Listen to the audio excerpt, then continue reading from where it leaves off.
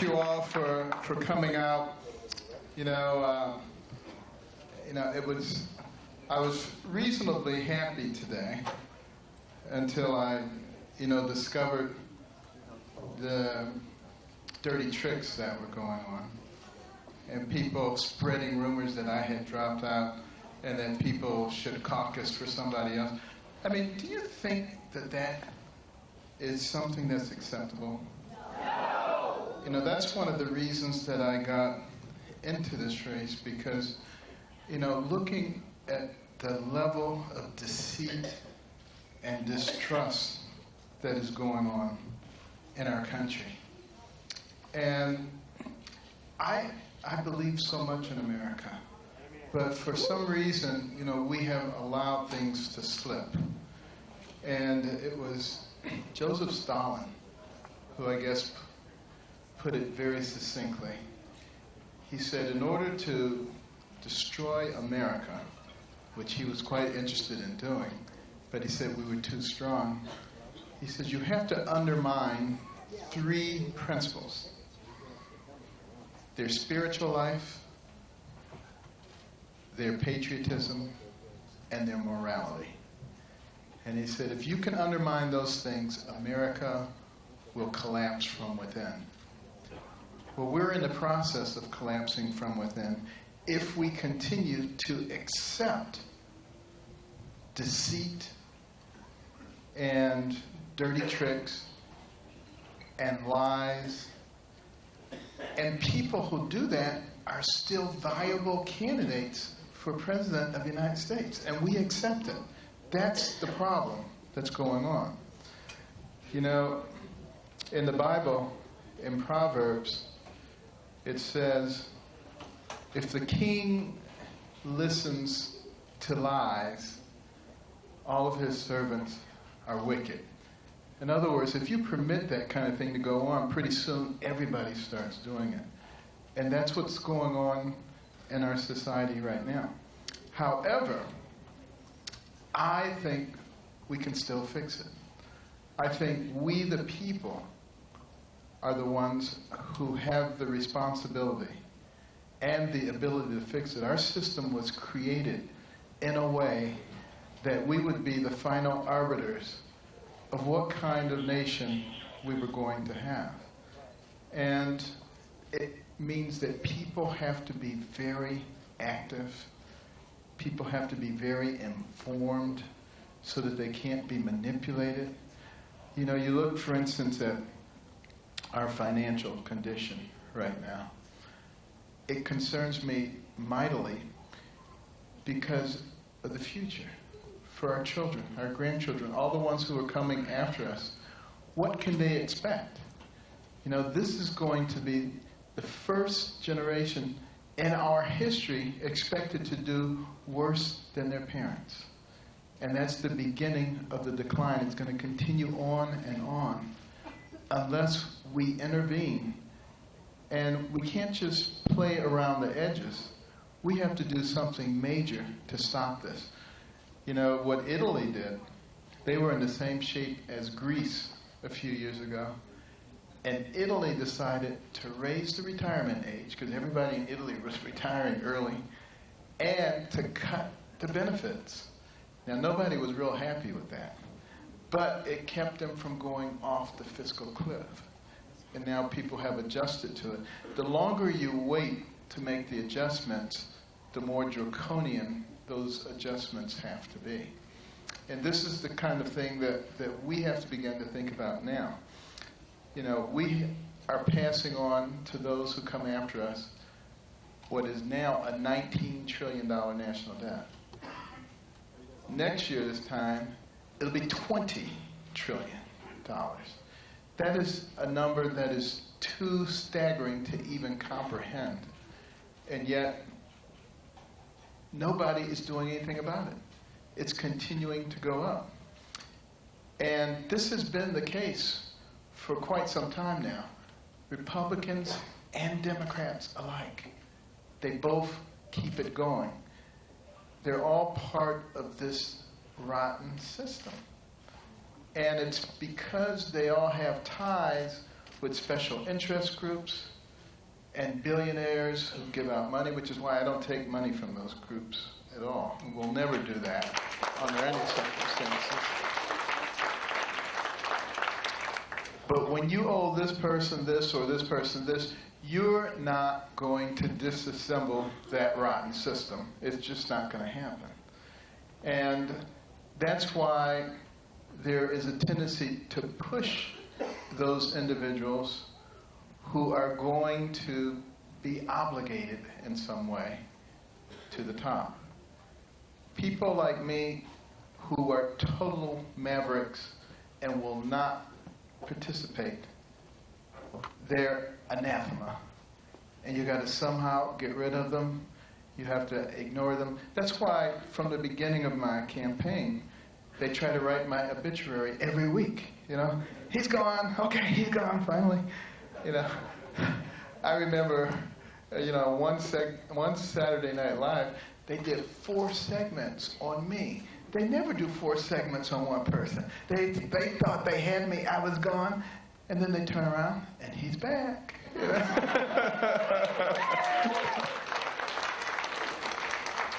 So I just want you to know, I'm not going anywhere. And,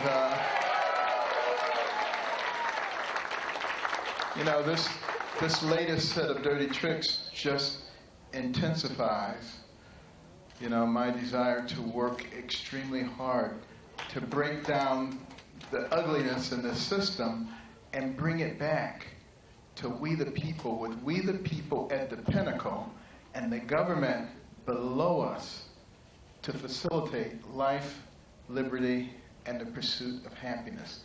That is the way it was supposed to be. That is the way it is going to be, God willing.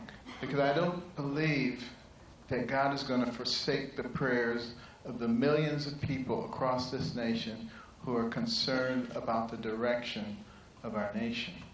And then you also have to bear in mind, you know, we are in grave danger. The president said a few weeks ago that ISIS is not an existential threat to us. What planet is he living on? I mean, admittedly, they do not have massive armies and a big navy and a big air force. But see, that's the way wars used to be fought. That's not the way wars are going to be fought from now on. It's going to be with cyber attacks. It's going to be taking advantage of our electric grid, which is not hardened. It's going to be dirty bombs and things of this nature. And if we're not anticipating those things and we're not guarding against them, it makes us extraordinarily vulnerable. So the last thing we want to hear is our president saying that people who want to destroy us are not an existential threat when they have access to all of those things that I just mentioned.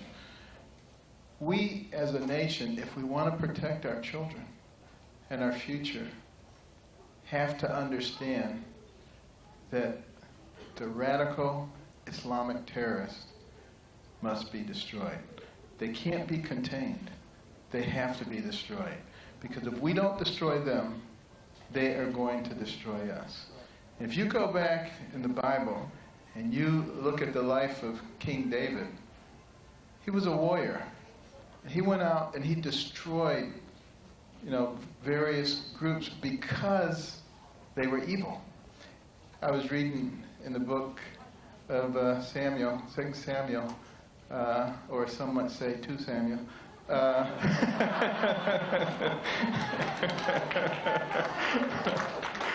about you know, some of David's exploits. And what was really cool as I was reading it, it was talking about Syria and Damascus. And I'm thinking, wow, you know, the same stuff is going on today, you know, in the same region, but how he went out and destroyed. And someone asked me the other day, they said, you're a Christian. How can you be talking about destroying people?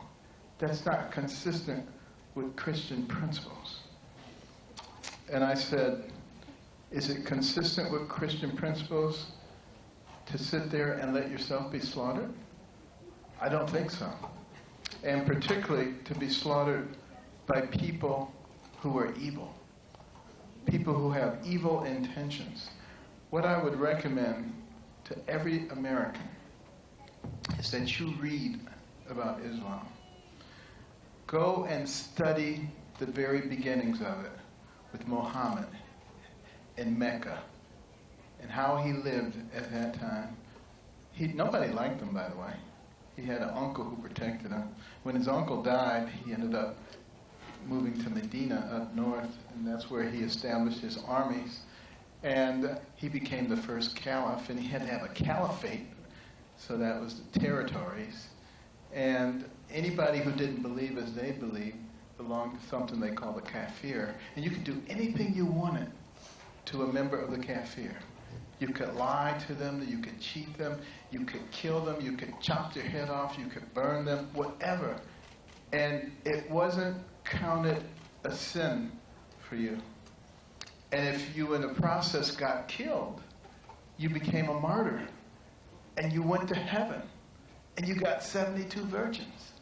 I mean, that's a pretty good deal, you know, they were thinking. Except you probably heard about the terrorist who did get killed, and he did go to heaven. And there were all these people stomping him and kicking him, and he said, St. Peter, what happened? I was supposed to get 72 virgins. And St. Peter said, no, that's 72 Virginians. But no. But, you know, they have these beliefs, but in order to spread themselves, to gain legitimacy, they have to have territory, the so-called caliphate. And they were without that caliphate for a long period of time. Between 1924, when the Ottoman Empire collapsed, and recently when they were able to acquire half of Iraq and a third of Syria, as well as footholds in Egypt and Tunisia and Libya, which is one that's you should really be very concerned about because of its strategic location and its tremendous oil reserves. Well, at any rate, if you want to delegitimize them, you have to take their caliphate. And the way you take that is not the way some people have suggested. They say, if we put 10,000 boots on the ground, we can take it. If we put 20,000 boots on the ground, we can take it. That's not how you defeat them. You go to your joint chiefs and your military experts. You say, we need to take this territory. Tell us what you need in order to accomplish that. And then we give that to them, and we don't tie their hands behind their backs and let them do the job that they are professionally trained to do. That's how you do it. And then we take all of their oil from them, and none of these silly rules of engagement that the current administration has, where if there's a tanker coming out of a refinery, you can't bomb it because there may be people in it. I mean, give me a break. I would just send out a memo that says, if tanker comes out of there, we're bombing it. So if you don't want your people killed, don't put them on there. So, I mean, I think that's pretty compassionate, I think. And then you have to shut down all of their monetary transfer systems so that they can't recruit people. And you have to attack their command and control centers so that they can't be comfortable. That will keep them running over there so that they won't have so much time to do mischief over here and in other places. But we also have to be proactive here. We have to seal the southern border. I mean, it is absurd. I went down there this summer, and they were fences, but they were not a big barrier. I mean, they would have barely slowed me down as a kid. And, you know, there's big holes in them, like you could drive a car through. And in one place, they had strung a couple pieces of barbed wire across. That's where the cameraman went through because they wanted to film from the other side. And, I mean, it was really ridiculous. And I was talking to the sheriffs, and they were saying, telling about the horror stories. I had a chance to talk to some of the ranchers down there who were being terrorized But the sheriffs would tell them about all the drugs that are coming through there. It's like a highway of drugs. That's why we have a heroin epidemic going on in our country right now, destroying the lives of millions of Americans. And all the marijuana that's coming through. And they showed me stores and stores of marijuana that they had confiscated. They said that's the tip of the iceberg. And, you know, all of these people who want to legalize marijuana in this country, I'm not so sure I agree with that. You know, as a neuroscientist, I can tell you, many studies have demonstrated that exposure of the developing brain to cannabis is detrimental, can lower the IQ substantially. And we already have enough people with low IQs, so, you know, we do not need to be facilitating that right now. Because all that does is weakens the fabric of our society. But if you really want to seal that border, you look at things that have worked already. You know, and there are 9 sectors. In one of the sectors in Yuma County, Arizona, they put up a layered fence with asphalt road in between for quick access. And they put border guards on the border. Now, there's a novel concept. And they prosecuted first-time offenders instead of the catch and release program that we have right now.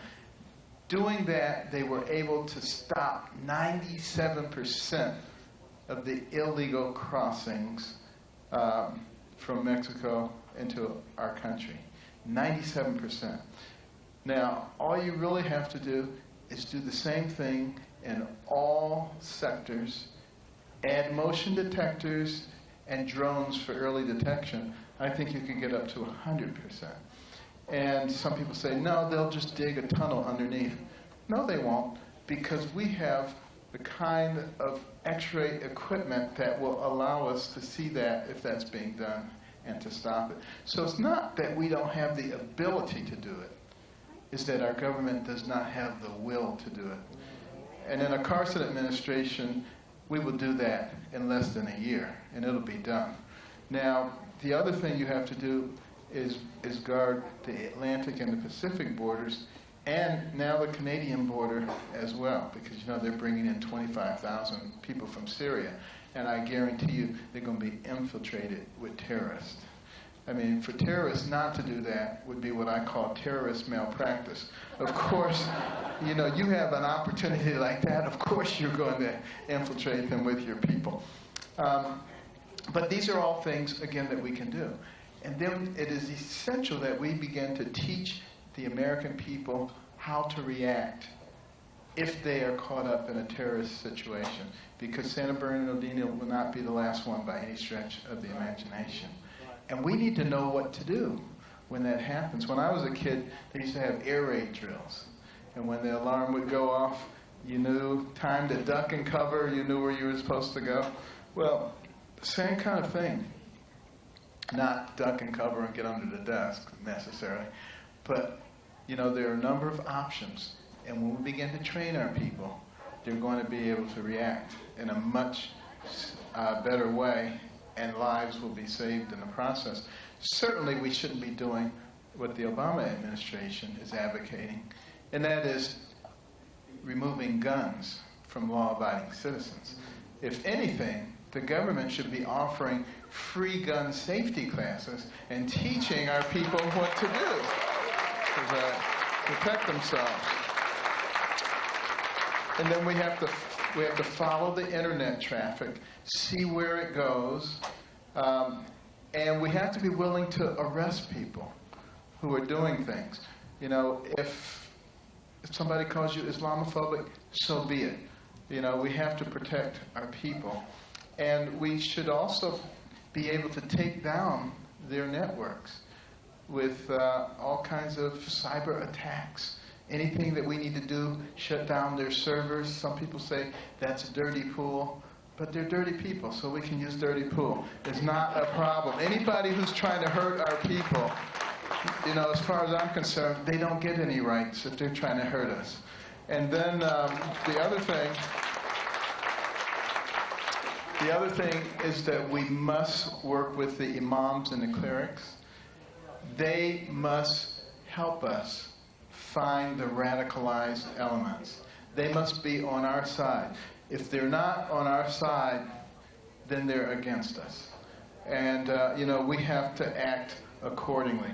We cannot allow political correctness to make us sit here and let ourselves be destroyed. And that's what they're counting on. In fact, there was a document that was discovered during the Holy Land Foundation trial, and it said just that. It said that Americans are so silly that they're going to be talking about our rights because of political correctness and allow themselves to be destroyed. And I don't believe that for 1 minute. We're not that silly. We're silly, but not that silly. Okay. And we really need to stop and think about the things that made us into a great nation once again. We cared about each other. We were fiscally responsible. We took leadership positions. We were innovative. And when we bring those things back, we will go there once again. Thomas Jefferson said it best. He said we would get to this point where we would be lackadaisical, we would not be paying attention, and as a result, the government would do what all governments do, that would grow, it would metastasize, it would infiltrate, and it would dominate. But he said before we turn into something else, the American people would recognize what was going on, would awaken, and would regain control. And I say now is the time to do that. Thank you very much.